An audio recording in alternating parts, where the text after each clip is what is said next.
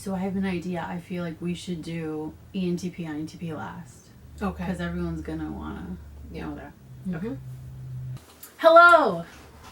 I'm Elle, the ENTP. And I'm Jeannie, the INTP. So today we are going to discuss all 16 Myers Briggs Personality Type and our thoughts on each of them from 2NT women. Yeah. Let's get into it. So we're going to start off the top with the INTJ. My thoughts is that they're extremely strategic. I feel like they're the most strategic of all Myers Briggs personality types. I think I'm a little scared of them. For me, they're good for deep chats and brainstorming. They're excellent for that. I wouldn't say they're social butterflies, though. So when it comes to hanging out, I prefer another type. The INTJ for me is, yes, great strategist, good to go to for advice, to break things down. What's the next step? What do I do? Let's predict, 5 steps ahead. I think they're excellent for that. I have one INTJ friend, one coworker. I think that once you get to know them really well and they trust you and they respect you, they are actually reliable and they're there when you need them. I like the fact that you don't need to baby the relationship with them, but I can call them at 3 o'clock in the morning and say, listen, I need this, and they're there. So I would agree. I had an INTJ friend who that works. I feel like would probably bail me out of jail if I needed that. So I would say that they're very loyal if they really like you. Yeah. But that's the thing. They have to really like you and respect you. Correct. Or if not, the INTJ doesn't waste 1 second on you. Right. Our next Myers-Briggs type is the ENTJ. I feel like they're bossy. They're definitely ambitious. I feel like they definitely know what they want. They'll definitely say what they're thinking. Yeah. I'm not sure if they'd be a great friend for me. Maybe a good partner, but they're probably too busy working, so I'd never really meet any. ENTJ. I have an ENTJ girlfriend and an ENTJ male boss. So I get along very well with ENTJs. I think under Myers-Briggs we're an excellent match. So I don't mind that they're bossy. I'm kind of like, yeah, whatever. If you want to get it done, go ahead, get it done. But I do feel that with them, I could be myself 100%, that they can take my ideas and bring them to fruition. Because sometimes I have great ideas, great theories, but I don't have that push to finish things. I get distracted very easily and move on to the next thing. But if I present something concrete, really good to an ENTJ, they'll take it and develop it. And they'll show that respect and appreciation for being who I am. Next on our list is the INFJ. I'll let you go first. So I have a few INFJ girlfriends. I love the fact that they are well balanced. Myers-Briggs states that they can use equal parts feeling and thinking abilities. And so they are a good sounding board for when you're having problems, issues, or you just need somebody to pick you up. They've been really, really good for that, and they become excellent cheerleaders. But when you need a kick in the butt, when you need to be course corrected, they're one of the few that have the courage to be direct and clear with an NT without being intimidated. So I do appreciate that a lot about them, and they have been loyal friends for 10 plus years now. So I do appreciate, I love having them in my life. So my opinion of the INFJ, I like them. I like them a lot. I'd say I'm about 98% cool with them. I think my only issue is I find the girls to be a little too Disney, if that makes sense. And I find the guys to be slightly too feminine for me to date. They're supposed to be my ideal match, but one of my ideal matches relationship wise, but I just find that maybe the ENTP INFJ match works better if the girl's an INFJ and the guy's an ENTP.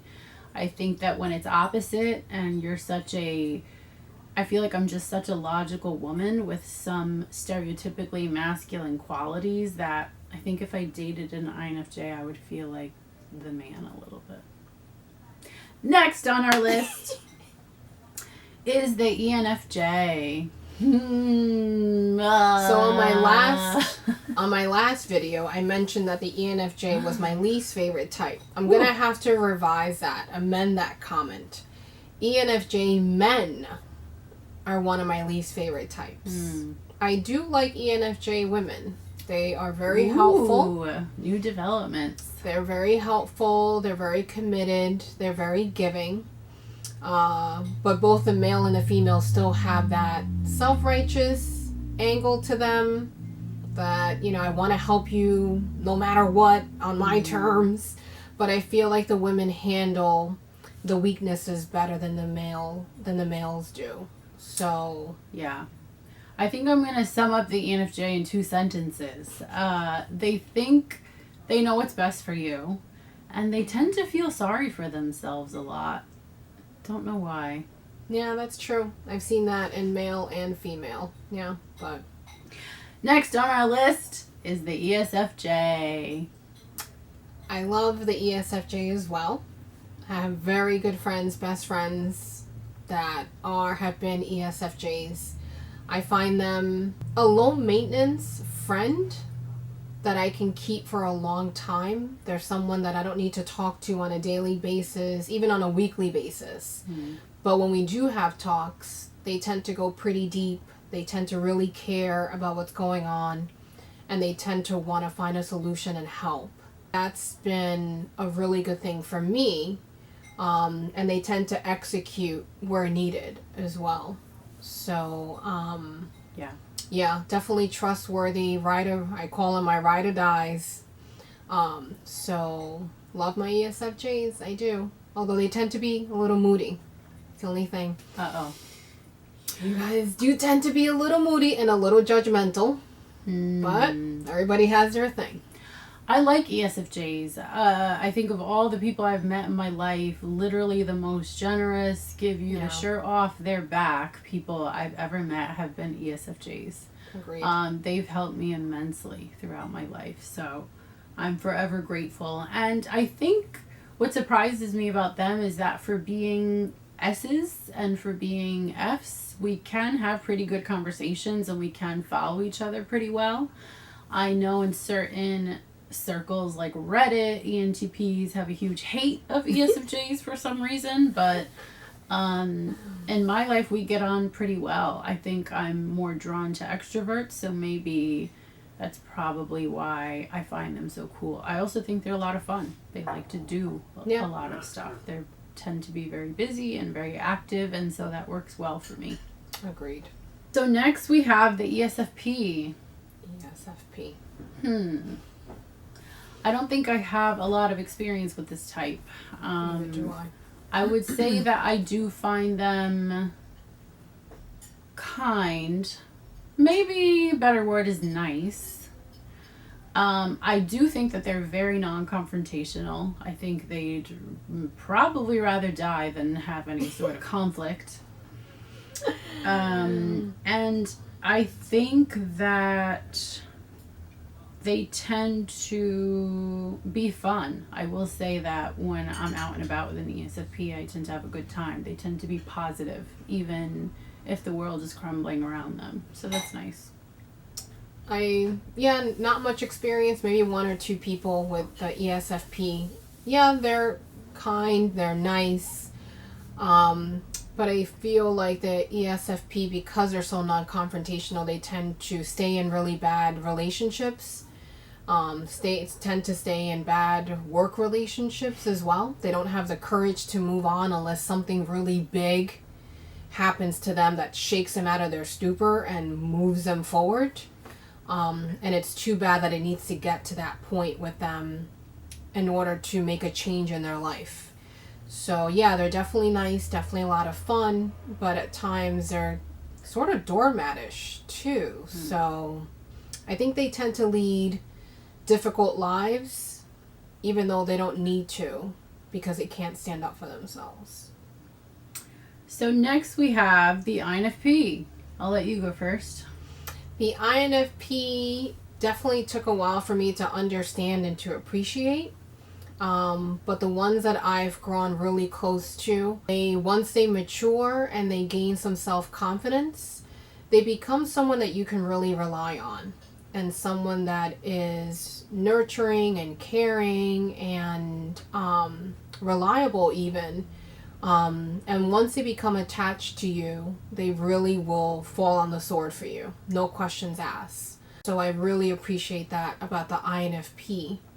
Conversely, though, if they're unhealthy and they have low self-worth, they can really be in a black hole of self-pity, negativity, and that could be pretty draining.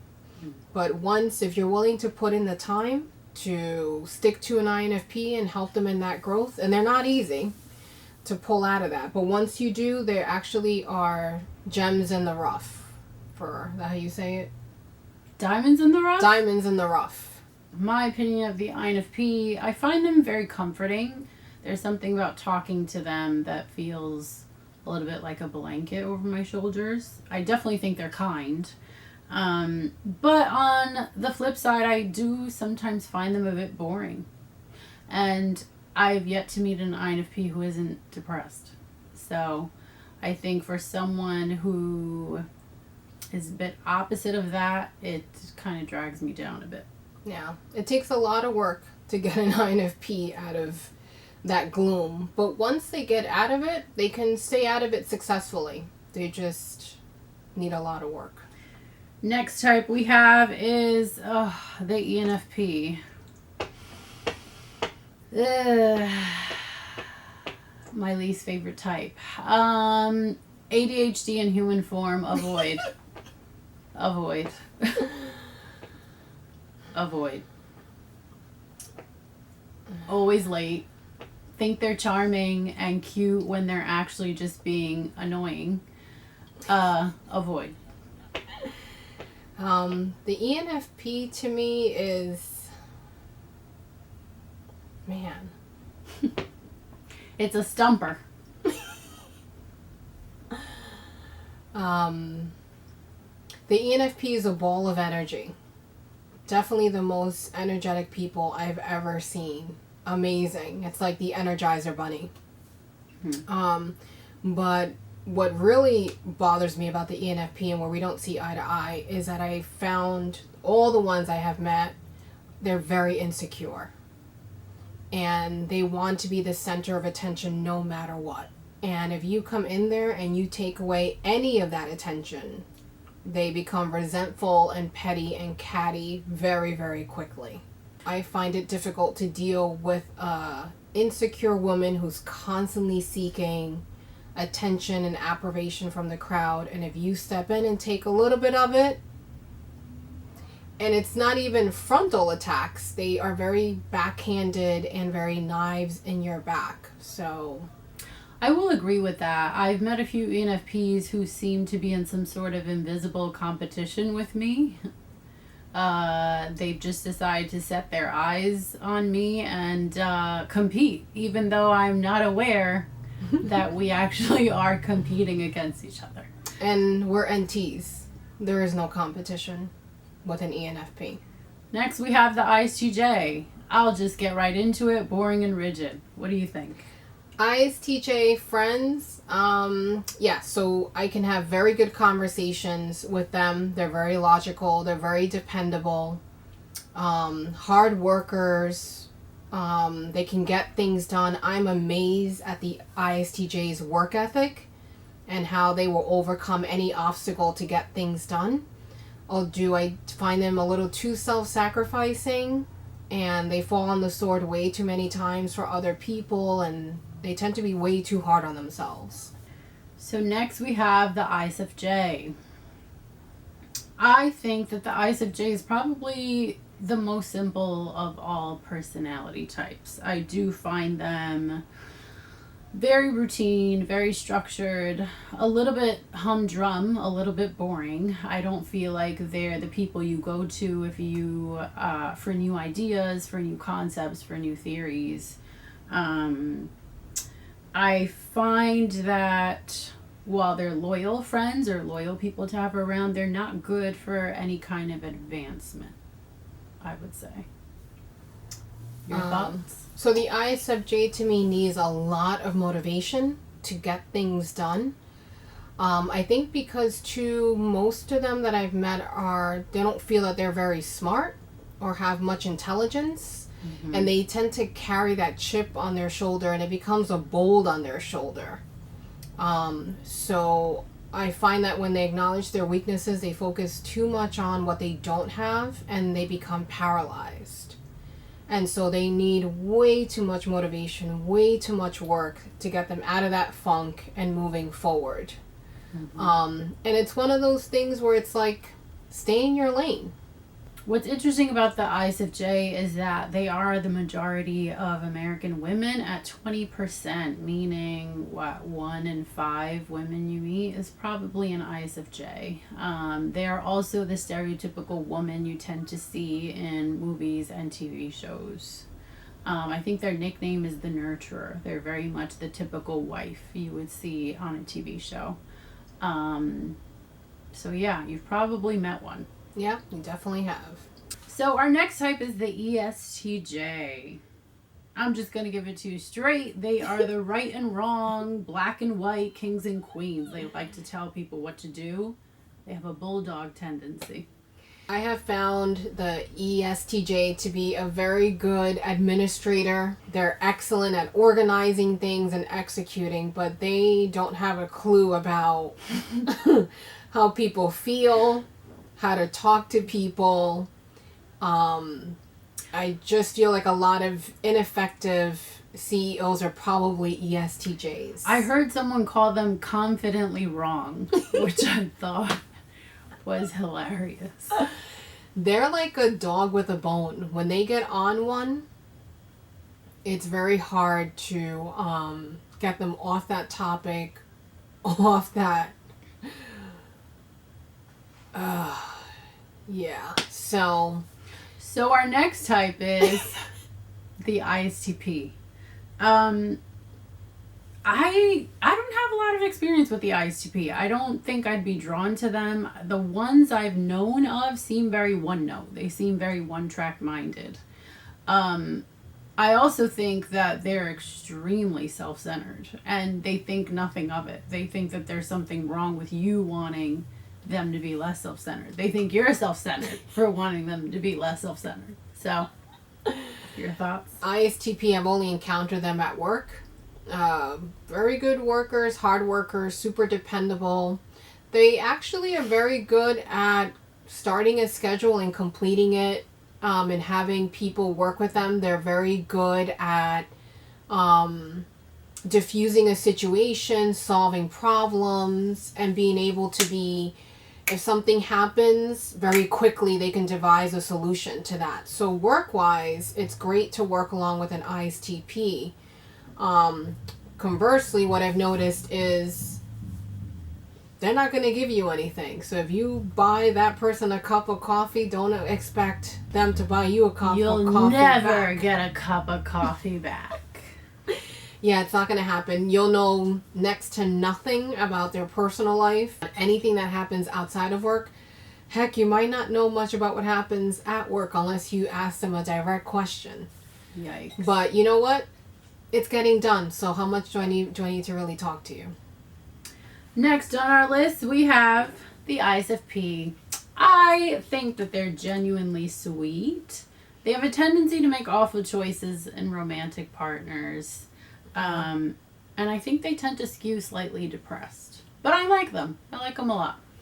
I think the ISFP is very sweet too, very kind.